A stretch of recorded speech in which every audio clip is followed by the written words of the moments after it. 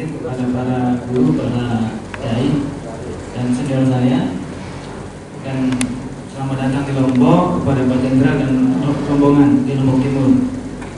Pertama, saya ingin menguraikan, berkaca dari pemilu yang tahun lalu, ini nanti akan diperjelas oleh kakanda saya Pak Saleh, beliau mantan ketua KPU. Saya juga pernah di penyelenggara pemilu, tapi di level kecamatan.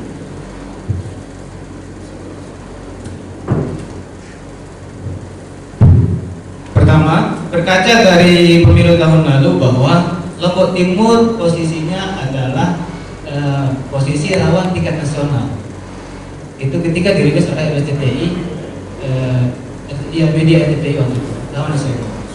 Tapi seiring berjalan waktu, ada intensitas pertemuan antar tokoh dan penyelenggara pemilu sehingga ketika hari H pencoblosan, tingkat rawan nasional bisa diintervensi, bisa diturunkan. Artinya ada proses sehingga tingkat rawan itu bisa diredam. Yang kedua, posisi Lombok Timur adalah Sastra NTB ini memiliki jumlah penduduk paling besar, jumlah kecamatan paling banyak, dan desa paling banyak se-NTB. Jadi tolak ukur pilkada provinsi pasti Lombok Timur karena jumlah manusia dan sumber dayanya paling banyak, dan sangat heterogen secara organisasi maupun secara aliran kepercayaan. Dari ruang itu mengenai pemilu 2024, mungkin ada beberapa poin yang ingin saya sampaikan. Ini sesuai pengalaman saya di penyelenggara pemilu tadi dapatnya kecamatan, Pak. Beda dengan yang lain mungkin. Yang pertama, biasanya yang mengakibatkan konflik bahkan chaos di momentum pemilu itu adanya fanatisme terhadap dukungan. Fanatisme dukungan. Kita mengandalkan para guru, para kiai maupun pondok yang seyogianya menetralisir keadaan, malah berpihak kepada para calon. Wajar, pilihan masing-masing itu kan demokrasi. Wajar. Hanya saja perlu diurai mungkin bagaimana posisinya sebagai seorang tokoh maupun pimpinan pondok agar tetap menjaga kondusivitas wilayah masing-masing.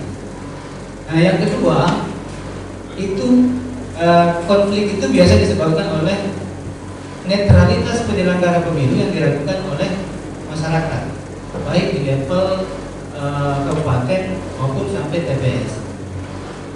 Hal ini merujuk pada mulai dari proses seleksi KPU maupun Bawaslu di level kabupaten, karena ada intervensi baik intervensi nasional maupun intervensi Pemda, sehingga muncullah ria-ria asumsi-asumsi negatif yang beredar. Ketika rekrutmen penyelenggara pemilu level kecamatan sampai desa ke TPS, semakin meluaslah asumsi-asumsi yang beredar seolah-olah penyelenggara pemilu tidak netral. Ketika hari H pencoblosan, mulailah membesar ruang konflik itu mengakibatkan bahwa netralitas penyelenggara pemilu diragukan, sehingga timbullah chaos. Yang berikutnya, teknis penyelenggara pemilu yang tidak termanage dengan baik. Saya akui kemarin itu sehingga adanya meninggal petugas KPPS itu periode kemarin itu sangat tidak manusiawi, karena sampai 24 jam orang penghitungan suara.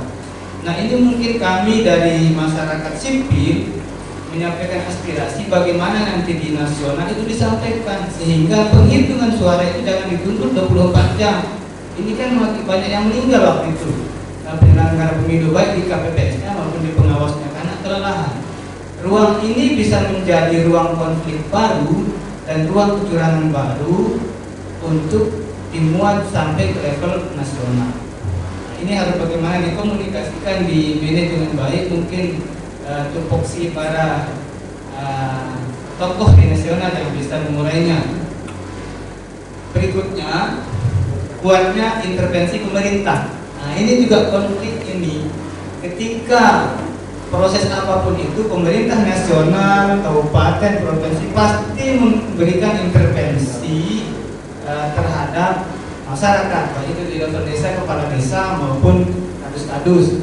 Entah bagaimana caranya mengkomunikasikan, mengkonsolidasikan hal ini sehingga tidak terlalu kuat intervensinya dan tidak terlalu kuat konfliknya. Yang berikutnya, kurangnya komunikasi lemahnya koordinasi antar tokoh dan para kontestan. Dulu kita di kecamatan sempat diuber-uber Pak oleh salah satu pendukung parpol karena dianggap curang. Padahal dia sendiri tidak pernah hadir ketika rakor.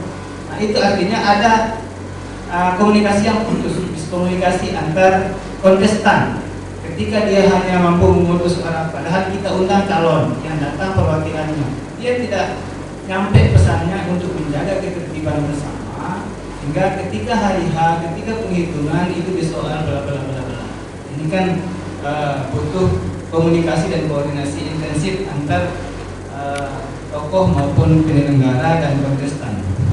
Yang mungkin untuk latar belakang konfliknya tadi itu ada yang pertama itu yang berikutnya itu ada DPT yang bermasalah. Ini DPT ini dari sekarang sampai hari H selalu diupdate. Ini kita apresiasi terhadap bupati. Cuma seringkali bermasalah karena ketidak validan komunikasi dan koordinasi penyelenggara pemilu secara teknis dengan dinas catatan sipil.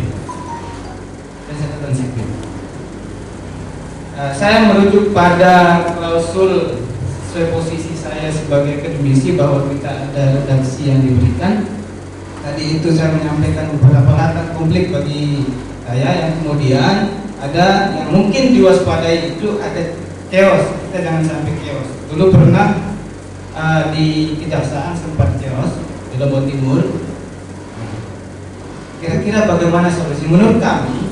Di kejaksaan itu kasus apa? Itu kasus pemilu biasa pasca perhitungan ya.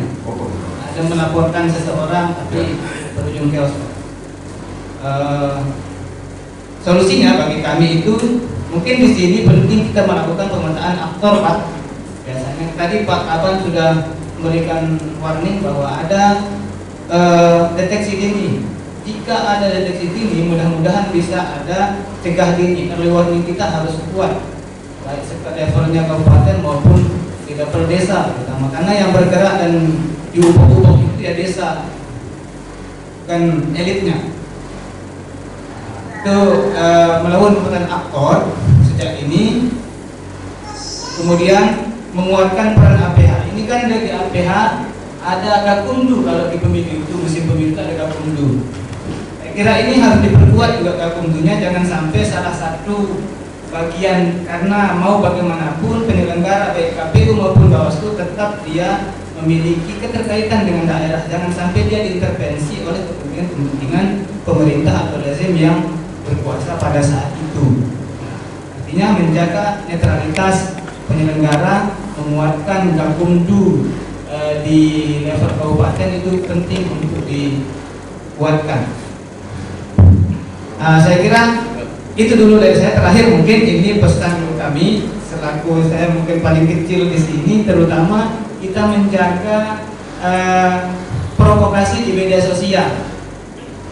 Provokasi ini sangat gampang dan cepat, sangat cepat sekali. Media sosial harus dijaga. Tentu sekiranya mungkin pelibatan kemenang nanti, karena di khutbah Jumat misalnya, jarang sekali kami menerima nasihat-nasihat yang terupdate terkait dengan kondisi kita. Kebanyakan kita menerima khutbah yang sangat menakutkan. Kalau tidak surga maka neraka, kalau tidak neraka maka surga. Ini menakutkan.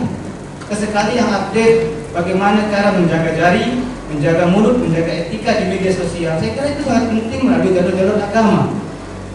Tidak hanya semata-mata dakwah surga dan neraka. Ini mungkin masukan bagi para kiai, para ulama, pemerintah setempat, karena melalui mimbar khutbah itulah langkah yang efektif dan efisien bagi kami. Kalau di jalanan itu efektif.